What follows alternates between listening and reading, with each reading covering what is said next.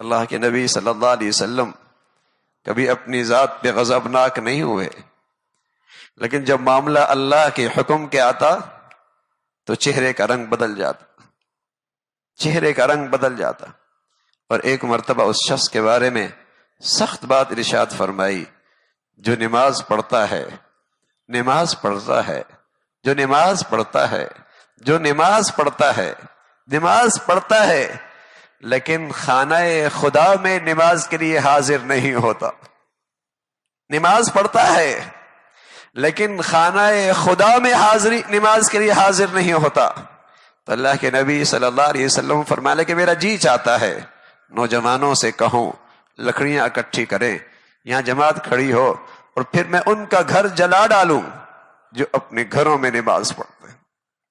خانہ خدا کی یہ عظمت، اسلامی معاشرے، مسلمان سوسائٹی میں نماز، مسجد میں یعنی کہ یہ اہمیت، نماز پڑھتا ہے۔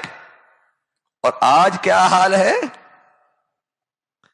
یہ اس طبقے کے بارے میں اللہ کے نبی نے کہا ہے، قرآن نے ان لوگوں کے بارے میں فرمایا فویل للمصلین، بربادی ہے نمازیوں کے لیے، بربادی ہے نمازیوں کے لیے، بربادی ہے نمازیوں کے لیے، اس لیے کہ بے نمازی ما سلککم فی سقر قالوا لم نک من المصلین، کیوں پڑے ہو جہنم میں؟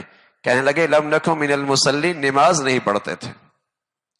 ما سلککم فی سقر قالوا لم نک من المصلین، کیوں پڑے ہو جہنم میں؟ کہنے لگے لم نک من المصلین، نماز نہیں پڑھتے تھے۔ لم نک من المصلین، نماز نہیں پڑھتے تھے۔ جہنم میں کیوں گئے ہو؟ جہنم کے ایندھن کیوں بن رہے ہو؟ جہنمی جہنم سے کہیں گے۔ قرآن نے ان کا تذکرہ کیا، ما سلککم فی سقر، کیوں پڑے ہو جہنم میں؟ لم نک من المصلین، نماز نہیں پڑھتے تھے۔ فویل للمصلین، نمازیوں کے لیے بربادی ہے، الذین هم عن صلاتهم ساہون، جو اپنی نمازیوں سے بے خبر، غفلت کرتے ہیں، سستی کرتے ہیں، مسجد اور جماعت کا اہتمام نہیں، نمازیوں کے لیے۔ مسلمان معاشرے میں مسلمانوں کا تعلق اللہ کے گھر سے، ان کا ایمان کا تقاضا ہے، ان کی ایمان کی علامت ہے۔